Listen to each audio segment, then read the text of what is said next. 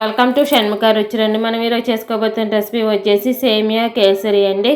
Festival ఏదైనా కానీ, special days ఏవైనా సరే ఉంటే, పార్టీ అయినా ఫంక్షన్ అయినా కానీ ఈజీగా చేసుకునే రెసిపీ సేమియా కేసరి అండి. ఎలా చేయాలో ముందుగా వీడియోలోకి వెళ్ళి చూద్దామండి. ముందుగా ప్యాన్ హీట్ ఎక్కాక అందులోకి ఒక 7 టీ స్పూన్ల దాకా నెయ్యి వేసుకోవాలండి. చిన్న స్పూన్ అయితే, పెద్ద స్పూన్ అయితే ఒక 2 టీ స్పూన్లు నెయ్యి వేసుకొని, నెయ్యి బాగా హీట్ ఎక్కాక అందులోకి కొన్ని జీడిపప్పు వేసుకోవాలండి. జీడిపప్పు కొంచెం వేగిన తర్వాత కిస్మిస్ కూడా వేసుకొని బాగా వేయించుకోవాలండి. కిస్మిస్ జీడిపప్పు రెండు వేగిన తర్వాత అది తీసి పక్కకు పెట్టుకోవాలండి.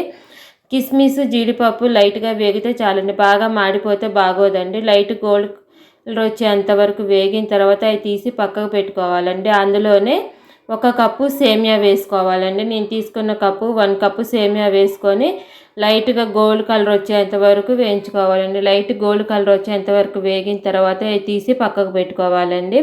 ఈ సేమియా వేగడానికి లైట్ గోల్డ్ కలర్ రావడానికి ఒక 7-8 నిమిషాలు పడుతుందండి. సేమియా పక్కకు పెట్టుకున్నాక అందులోనే 1కి 1.5 కప్పు దాకా వాటర్ పోసుకొని అది బాగా మరిగించుకోవాలండి. సేమియా వేసుకోవాలండి. నీళ్ళు బాగా మరిగిన తర్వాత అందులోని సేమియా వేసుకొని బాగా కలుపుకోవాలండి.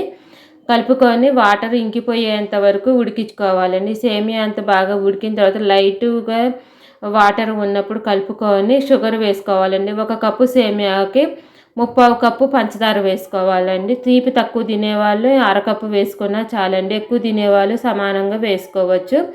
నేనైతే 3/4 కప్పు దాకా షుగర్ తీసుకొని వేసుకుంటున్నానండి. షుగర్ అంతా కరిగిపోవాలండి. కరిగిపోయేంత వరకు బాగా కలుపుకోవాలండి.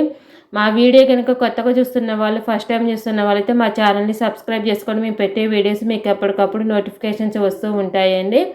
తర్వాత షుగర్ అంతా కరిగిపోయింది అనుకున్న తర్వాత కొంచెం లైట్గా ఫుడ్ కలర్ వేసుకోవాలండి. ఒక చిటికెడు ఫుడ్ కలర్ వేసుకొని కలుపుకోవాలండి. పంచదార కరిగిపోయి 2 నిమిషాలు కలుపుకుంటే చాలండి. లేకుంటే ఎక్కువసేపు అయితేనే తీగ పాకంలాగా వస్తుంది. తర్వాత ముందుగా వేయించుకున్న డ్రై ఫ్రూట్స్ వేసుకొని తర్వాత ఇలాచీ పౌడర్ వేసుకొని బాగా కలుపుకోవాలి. కలిపేసుకున్న తర్వాత స్టవ్ ఆపేసుకొని దీన్ని ఒక బౌల్లో తీసుకొని సర్వ్ చేసుకోవటమేనండి. చల్లగా అయినా తినొచ్చండి, వేడిగా ఉన్నా తినొచ్చండి.